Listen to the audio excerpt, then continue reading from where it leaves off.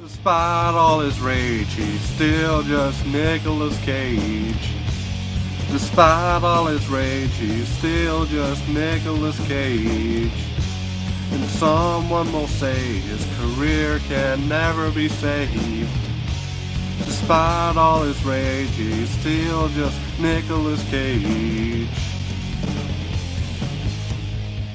Welcome to Just Nicolas Cage, where I very slowly work my way through Nicolas Cage's filmography. And today I'm talking about the dark comedy crime thriller Bad Lieutenant Port of Call, New Orleans. In Bad Lieutenant Port of Call, New Orleans, Nicolas Cage plays a corrupt police officer who's investigating the murder of an immigrant family. And because that's not hard enough, he also has to deal with his own drug addiction, his gambling habit, hallucinations, trouble with internal affairs, gangsters that want him dead, and family problems. And also there's iguanas. Remember that episode of The Simpsons where Mr. Burns puts up that sign in Homer's workstation that says, "Don't forget, you're here forever"? Well, sometimes on my journey to review every Nicolas Cage movie, I can't help but feel like I'm here forever on some sort of Sisyphean task. And don't get me wrong, I enjoy making these videos a lot, but when my assignment includes analyzing a guinea pig movie, it can be a little bit disheartening. But if you recall, in that episode of The Simpsons, the way that Homer dealt with Mr. Burns' cruel reminder was to use his love for his daughter Maggie as a coping mechanism and to remind himself that he's doing it for her. Well, for the past few months, as I've been working my way through several mediocre Nicolas Cage movies in a row, I've been doing it for Herzog. I have been counting down the movies until I could finally review Werner Herzog's Bad Lieutenant Port of Call, New Orleans. Because not only is it a great movie with a lot to discuss, but it's also kind of the movie that made me a big Nicolas Cage fan. I think I watched it in like early 2010, and at that point I think the only Nicolas Cage movies I'd seen were Con Air and Raising Arizona. And I liked those movies, but I didn't consider myself a big fan of Nicolas Cage, especially with all the out-of-context clips and memes of the Wicker Man floating around about that time. But Bad Lieutenant Port of Call, New Orleans is the movie that made me think, I get it. I get the genius of Nicolas Cage now. I get it, and I want to know more. And 15 years later, I still dig the hell out of this movie. So something about the movie that I want to address up top is that there was a little bit of controversy involving the film when it first came out. Because the title of the film containing the words Bad Lieutenant suggests that it's a remake or a sequel, or at least in some way related to the Abel Ferrara 1992 film starring Harvey Keitel. I watched that film recently and it is good. It's a bleak journey into corruption and depravity with a major help in a Catholic guilt, as Scorsese would say. And the film also showcases a powerhouse performance from Harvey Keitel. I mean, the man really bears it all on the screen,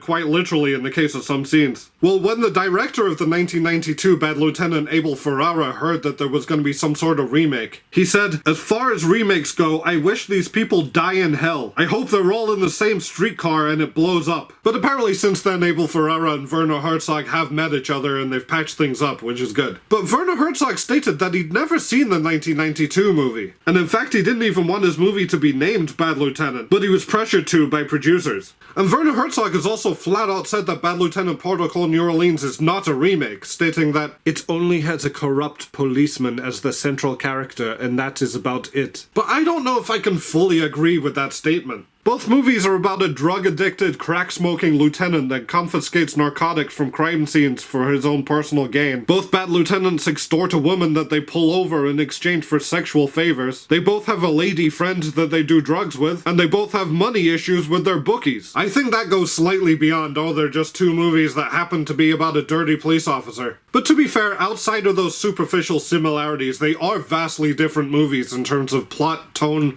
themes, setting, and characters. So out of respect to Werner Herzog, I'm gonna try to keep the comparisons between the two Bad Lieutenant movies to a minimum, but I also just watched the 1992 movie, so it is kind of fresh in my head. And also I do think that highlighting the similarities and the differences between the two movies might provoke an interesting discussion. So let's find out what happens when a guy who once ate his own shoe gets to direct a guy who once ate a live cockroach. So get your lucky crack pipe ready, because I could talk about this movie all night. To the break of dawn, baby. So pinning down what this movie is really about thematically is kind of tricky. But luckily for us, Werner Herzog has stated in multiple interviews what he thinks the film is about. It's not that the drugs make you bad. The very point for me is that there's also such a thing as a bliss of evil. At the same time, I had the feeling it should go a different step, where it got really demented, where there was such a thing as a bliss of evil. And he said to me, but one quick question, maybe you have some sort of a quick answer. Why is the bad lieutenant so bad? Is it the drugs? Is it Hurricane Katrina? Is it the corruption of the police force? Is it his messed up family life? And I said to him, don't enumerate anything more, let's stop it right here. And I said to him, Nicholas, you know, there's such a thing like the bliss of evil.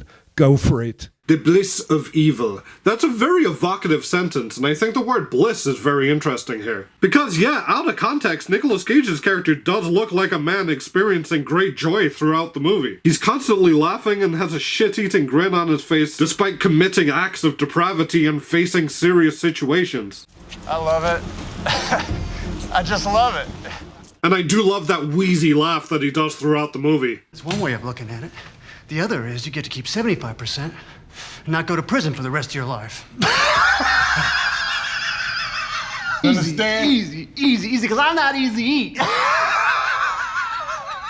But there's also several scenes where the reality kicks in or the drugs wear off and the facade drops, and we see him looking strung out and depressed, revealing that he's not truly content and the moments of bliss that we see are just fleeting. And it's easy to explain his manic highs and lows as the effects of his character being on various substances throughout the story. And I'm sure that's a major part of it, but do you know another movie about a dirty cop that did a bunch of drugs? The 1992 movie Bad Lieutenant. Yeah, I knew I wasn't going to be able to last long without bringing that movie up. But my point is that blissful is the last word that I would use to describe Harvey Keitel's character in that movie. That bad lieutenant seems to live a miserable existence. He cries constantly during the film and he never seems happy. He even cries after having a threesome. Come on, you just had a threesome. You should be crying tears of joy. The only time that we see him laugh in the whole film is after he's told that he'll be killed if he doesn't pay up his gambling debts, which is quite sad in itself if you've seen the ending of the movie. But yeah, when the New Orleans bad lieutenant is up, he is up. Be it down to the drugs or the tears of a clown or the bliss of evil as Herzog suggests. And it all adds a unique uneasy vibe to the film, and I'll talk about that more when I get to the dark comedy later. But back to the bliss of evil. Is the main character in this movie evil? Werner Herzog has expressed that he's not interested in the definition of who is good and who is bad. And he also pointed out that the bad lieutenant's bad behavior solves an almost unsolvable case. And I suppose he is right in a way. When somebody puts a killer to justice, you could say that his preceding actions become relative when the ends justify the means. But even though Werner Herzog doesn't care about the distinction between good and evil, I think it's pretty interesting, because I think Nicolas Cage's character's morality is subject to debate. I mean, he is clearly bad. The clue is in the title. Obviously, he's a police officer that shows up to work while high on drugs. That's already disqualifying him from being an upstanding citizen. And his addiction is clearly impeding his work ability and his everyday life. He offers weed to a suspect, he steals drugs from evidence, and he has a major freakout at a pharmacist over his medication. Hello, miss.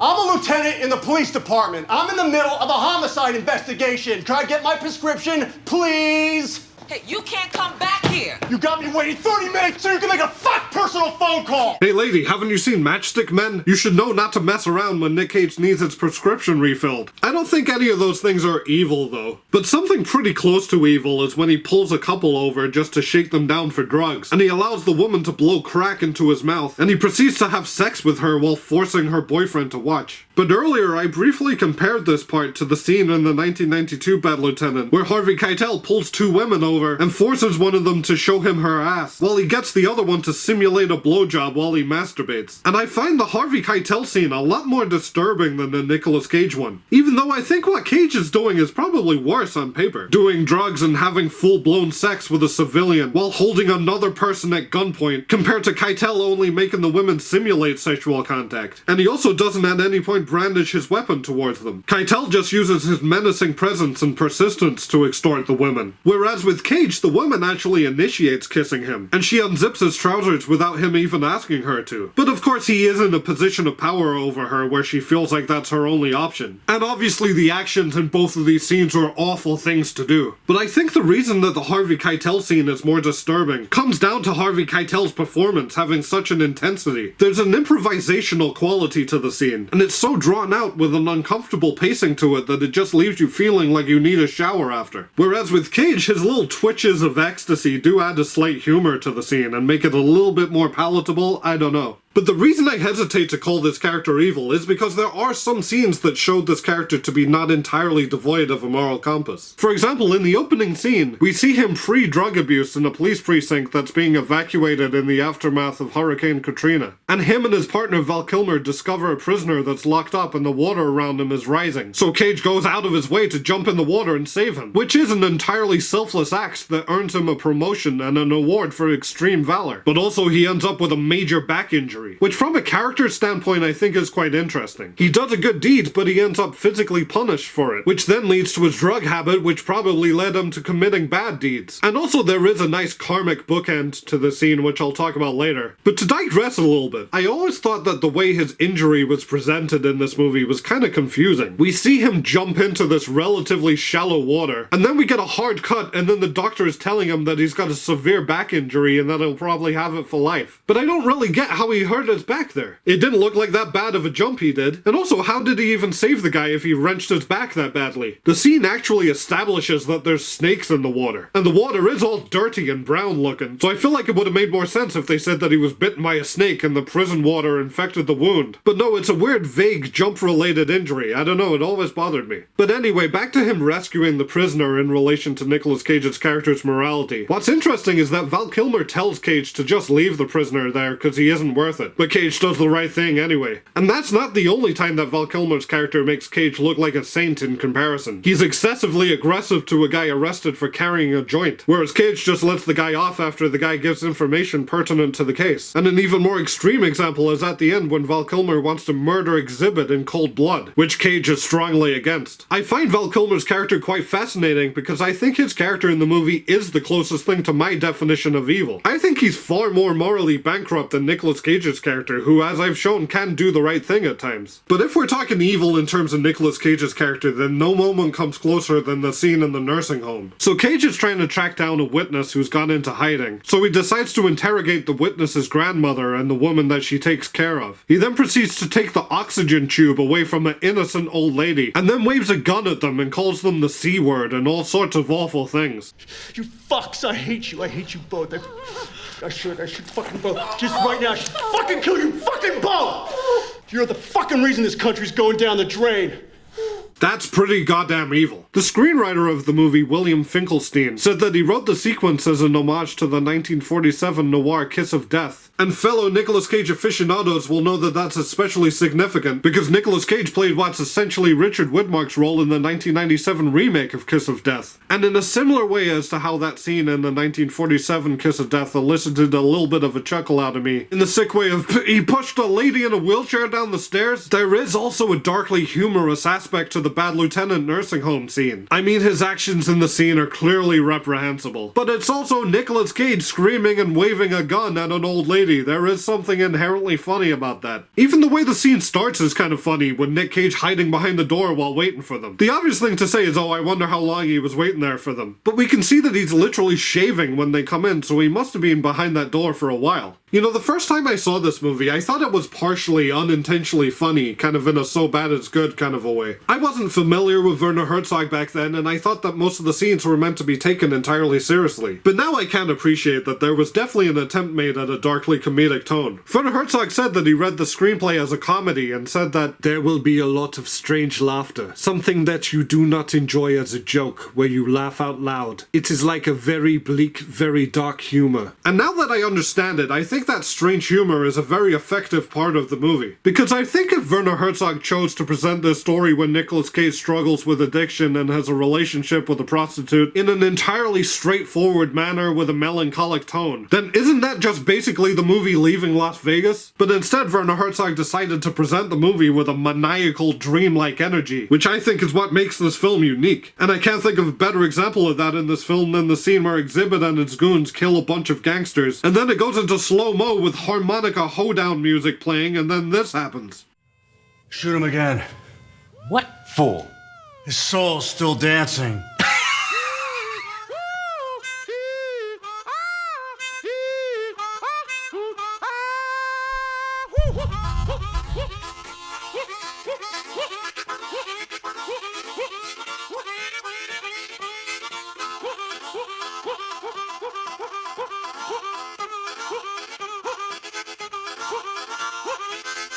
Shoot him again. I mean, what an incredible scene, right? Herzog throws us fully into the deranged, drug-altered brain of the bad lieutenant, giving the audience a glimpse into his warped state of mind. I like that the hallucination version of the guy now has a mohawk for some reason, but I think my favorite part of the whole scene is that slow zoom into Cage's goofy little facial expression. And of course the scene ends with the iguana crawling around. I mean, how else would it end? In fairness, that's a callback to a scene earlier where Cage enters a room and asks what's the deal with the iguana on the table. But nobody else sees them, revealing that this is another hallucination. And then we get a bunch of very shaky extreme close-ups of reptiles with different lens filters, and this goes on for over a minute. I love that in the 1992 Bad Lieutenant, Harvey Keitel hallucinated a vision of Jesus, and Nicolas Cage hallucinates iguanas and bearded dragons and dead guys breakdancing. And doesn't that about sum up the difference between the two movies? I don't know what the iguanas are meant to represent. Maybe their cold-blooded nature and prickly exterior is an allegory for Nicolas Cage's character. But I highly doubt that that's what was intended. I think it probably just comes down to the fact that Werner Herzog just likes iguanas. Nick Cage said that Werner Herzog told him, "I have to have my 3-minute iguana montage in the movie, and if I don't, I'll never make another movie again." And also he apparently said, "There is nothing more wondrous than seeing Nicolas Cage and a lizard together in one shot." Truer words have never been spoken, Werner Herzog.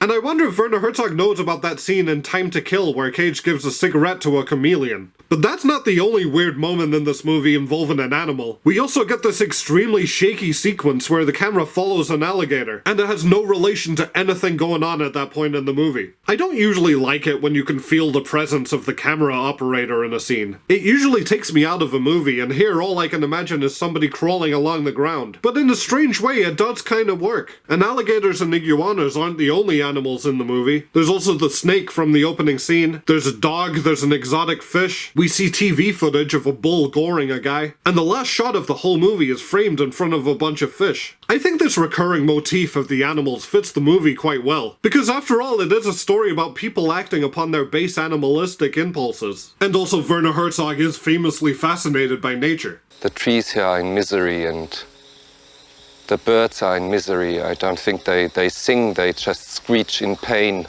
I've been talking about Werner Herzog a lot throughout this video, but I'm aware that not everybody watching this will know who he is. Werner Herzog is a German director who's directed many acclaimed films and documentaries. I consider myself a big fan of him, but including Bad Lieutenant, Port of Call, New Orleans, I've only seen 3 of his films. But I'm more of a fan of Werner Herzog himself as the man, the myth, the legend. You know, the man who got shot during an interview and just kind of shrugged it off. The man who threatened to shoot Klaus Kinski and then himself after Kinski wanted to leave the set of his film. The man who saved Joaquin Phoenix from a car wreck, and I could go on and on. So suffice to say, he's quite the character and therefore the perfect fit to be at the helm of this movie. Because as entertaining as Nicolas Cage is in the lead role, this movie wouldn't be what it is without Herzog. Werner Herzog didn't write the screenplay, but he did come up with several of the most iconic parts of the film, including the opening scene, the ending, the iguanas, the roadkill alligator part, the soul dancing, and the surreal monologue that Cage has about a spoon. None of that was in the original script, it was all Werner Herzog. Writer William Finkelstein originally conceived the story of the film in the early 2000s as a police procedural TV pilot set in New York. I've seen conflicting accounts as to whether it was Nicolas Cage or Werner Herzog's idea to set the story in New Orleans instead of New York, but I think it was a wise move to change it. I think the post-Hurricane Katrina setting adds an interesting context to the economic climate, as well as the general morale of the townsfolk. And it's definitely a different New Orleans to the usual trumpets and beads depiction that we're used to seeing. I mean, look at all these run-down looking buildings. But I think that you can tell that this movie started its life as a straightforward police procedural before Werner Herzog and Nicolas Cage got involved. Because the central murder that the Bad Lieutenant is investigating is a fairly standard crime plot. It involves a drug dealer and his family being murdered because he was stepping on the territory of a gang leader. And the plot follows a lot of the tropes that we've seen before in detective stories. You've got the black police captain saying stuff like, "Okay, I'm gonna go out on a limb for you, but don't let me down." You've got the family member of the victim who pleads for the detective to help put the killer to justice. And a lot of the time in the first act, it just falls into a by-the-numbers trail of questioning witnesses and suspects. It's not particularly bad, it's just kind of unremarkable. Even the music in the movie is kind of generic and repetitive outside of the weird harmonica stuff. You know, something that I liked about the 1992 Bad Lieutenant was that the central crime in that movie completely complemented the themes of the story, because a nun was raped in a church, which fueled Harvey Keitel's character's Catholic guilt. But here the central crime does feel a bit disconnected from everything else. I mean, this movie does kind of feel like if a crackhead just stumbled his way into being the protagonist of an episode of CSI. Which is definitely interesting, because I think if the focal crime plot that he was investigating was more unconventional or surreal, it might have detracted from the more experimental flourishes. So I think that the juxtaposition of the familiar and the unfamiliar does work quite well. It's kind of like if somebody handed you a cheeseburger and you're like, well, I know what this is going to be like. Wait, what is this? An umami flavor? And I do like that the movie kind of lures you in and then gradually becomes more warped and twisted to reflect the protagonist's mindset. But just keep in mind, if you haven't seen the movie before, that it does take about 45 minutes for it to go fully off the rails and start getting awesome. So let's talk about my boy Nicolas Cage. I've already talked quite a bit about his character, so I'm going to focus more specifically about his performance. And what a performance it is! As you can probably tell by the clips I played earlier, Nicolas Cage is cranked up to 11 here. Werner Herzog said that he told Nicolas Cage, enjoy it. Enjoy it to be as vile and as debased as it gets. I mean, is there a better direction in the world to give Nicolas Cage than enjoy it? And that's how we get amazing moments like this. Ronaldo Hayes, he got tossed the ball and he was running with it. He was running. He jumped over 3 linebackers in midair. He sprouted antlers like a gazelle, like an elk. He landed again. He ran. He scored a touchdown. I think I've mentioned it before in this channel, but I do really like it when there's a narrative reason for Nicolas Cage's character to be acting crazy. Be it alcoholism or Tourette's, and hear him playing a coke-sniffing, crack-smoking dirty cop is the perfect vehicle for his outbursts. But he also nails the quieter, more dramatic moments. And I can honestly say that this is one of my favorite Nicolas Cage performances of all time. And there's also a few little nuances to the performance that I don't think anybody else would have brought to the table. For example, the hunched over body posture that he commits to for the majority of the film. From a character standpoint, this does make sense because, like I said earlier, his character has a severe back injury. But I also think that there's something very 1950s hard-boiled detective about that body posture, which does kind of feel on brand because Werner Herzog himself called the movie a type of film noir. And the music kind of sounds like something out of a noir movie at times. And it also somewhat explains the weird old-timey detective voice that Nick Cage starts doing out of nowhere 35 minutes into the movie. You were in the apartment when the Africans got shot. Who was with you, Midget, Donald? We fought them on our own. We don't need you no more. There's going to be 5 homicides to answer for, and Donald's going to hang them on you. That means he gets 8 to 10. You get natural life. Prior to that scene, Nicolas Cage's voice had been completely normal, and then bam, old-timey detective voice comes out. And his accent doesn't stay like that, but he does go in and out of that voice throughout the film. Go to the storage warehouse in Metairie. That way you're not here. And while you're there, get me my .44 Magnum and bring it to me. I think she might be suffering from a little dementia. I sent for a new one. As soon as it gets here, I'll weigh the drugs, and I'll get you your voucher, okay? All right, bye-bye. And we've seen Nicolas Cage have an inconsistent accent before in other movies, but at least here there is an in-universe explanation because his character is on drugs, which I guess is a pretty good get-out-of-jail-free card for an actor. So tell me why you chose to make such an unconventional choice in your performance. Well, my character smokes crack. Oh, of course, say no more. But the disappearing noir voice is just another thing in this movie that shouldn't work, but it strangely does. As for the supporting cast, well, because there's so many subplots in this movie and the larger-than-life protagonist, a lot of the supporting actors end up drawing the short straw in terms of screen time and character development. I talked earlier about the interesting dynamic with Val Kilmer's character, but I kinda wish that he was in the movie a bit more. Fairuza Balk is also really underutilized. She plays Cage's former co-worker from another division, but that storyline goes nowhere, and after a scene where they get intimate together, she just kind of disappears from the film, until the very end where she's very briefly referred to off screen. Brad Dourif is fine as the bookie. I just wish he had more to do because it's Brad Dourif. Same goes with Michael Shannon, who pops up in a couple of scenes. Jennifer Coolidge is quite good as Nicolas Cage's trashy mother, who's very concerned about her alcoholic husband even though she seems like a way bigger mess than him. Exhibit is also in the movie and he's actually pretty good as the gang leader Big Fate. It's kind of a one-note character, but X to the Z does a solid job. Then we have Eva Mendes as Cage's sex worker girlfriend. Her character is objectified throughout the movie. Let her get cleaned up, put on something hot, She looks like shit right now. I don't know what it is with these Eva Mendes Nicolas Cage movies that treat her like she's ugly. Remember that waiter from Ghost Rider? But Eva Mendes is quite good here. She's given a lot more to do here than she was in Ghost Rider at least. But my favourite supporting role in the whole movie hands down is Shea Wiggum as one of Eva Mendes' clients. And he's my favourite because, well, let me just show you his scene. Don't try to impress me with your father knows some guinea hood. What you gotta take away from this experience is if you ever see that girl again, you turn around and you walk in the opposite direction. You got that? Yeah, man. I haven't heard about you so much as looking at that girl. Uh-huh. You're gonna wish you were born without a dick. Whoa, whoa, whoa, whoa, whoa, whoa, whoa, Terry. Whoa. Big mistake. Oh, yeah. Whoa, whoa, whoa. Big mistake.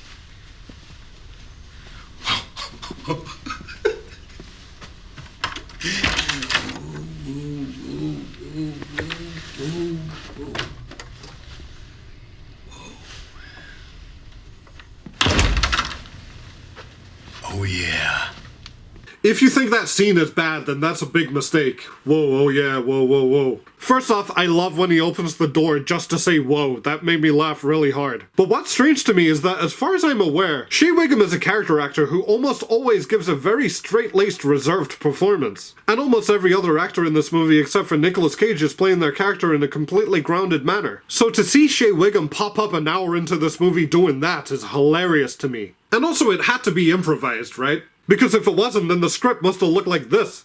And I also have to talk about the ending of this movie. So Shea Wiggum comes up to Nicolas Cage at work, and he tells him that he doesn't have a beef with him anymore and that he's withdrawn his complaint about him. And then seconds later, Brad Dourif comes in and lets Nicolas Cage know that his bet came in and he hands him $10,000. So then right after that, the captain tells him that they found the incriminating evidence that Nicolas Cage planted earlier, so now they can go and arrest Exhibit. And the way these happy endings and positive resolutions to all these subplots and loose ends all come in one after another is surreal to watch. Everything perfectly falls on his lap. You don't often see a movie wrap things up like that. And also it's kind of the direct opposite of the Harvey Keitel Bad Lieutenant ending, where his bad decisions finally catch up with him. But after that, we get an epilogue set 1 year later, where Nick Cage is promoted to captain, Eva Mendes is pregnant, and his family is seemingly off the booze. But then we see that he's still back to his old ways, shaking down people and doing their drugs. And then the prisoner guy from the opening scene randomly bumps into him and recognizes Cage. And he tells him that he's sober now and he offers to get Cage help. Then Nicolas Cage says, "Do fish have dreams?" And then they sit outside of an aquarium and the movie ends. Weird ending, right? But I think there's a lot to unpack.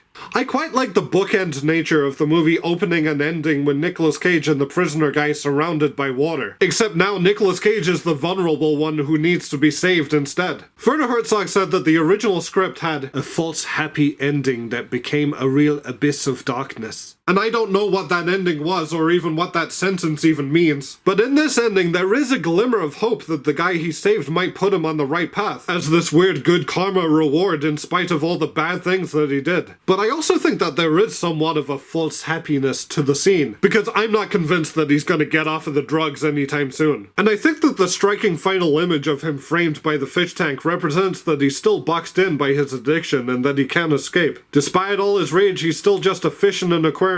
But I'm also not entirely convinced that any of the ending canonically happened. It's giving me heavy Jacob's Ladder scenario vibes. Don't forget that this movie already firmly set the precedent that we can't trust what we're seeing. The iguanas and the breakdancing soul are canonically hallucinatory. So why should we take this dreamlike ending where everything perfectly falls into place as gospel? I kind of think that the interpretation that makes the most sense is that after taking a hit from the lucky crack pipe, Cage got shot by one of the gangsters and the rest is just the dying thoughts of a drug-fueled maniac. I mean, his second last line in the whole movie is him talking about dreams. But whatever the ending means, it's certainly an interesting choice of a conclusion, and it certainly gave me a lot to think about. So overall, as you can probably tell, I really like this movie. I think Werner Herzog's experimental style pairs perfectly with Nicolas Cage's unhinged but also nuanced performance. And the end result makes for a one-of-a-kind experience of a movie that's chaotic and subversive. I will say though that I fully acknowledge that it's not for everybody. everybody. It's the kind of movie where you have to be able to vibe with its style, and if you can't, then you're gonna be left feeling cold on it. Especially if you're not a Nicolas Cage fan. But if you're not a Nicolas Cage fan, then what are you doing watching my videos? Get off my channel. I think it's a fantastic movie though, and I think it's a must-watch for Nicolas Cage fans. So next up is Astro Boy, so until then, thanks for watching.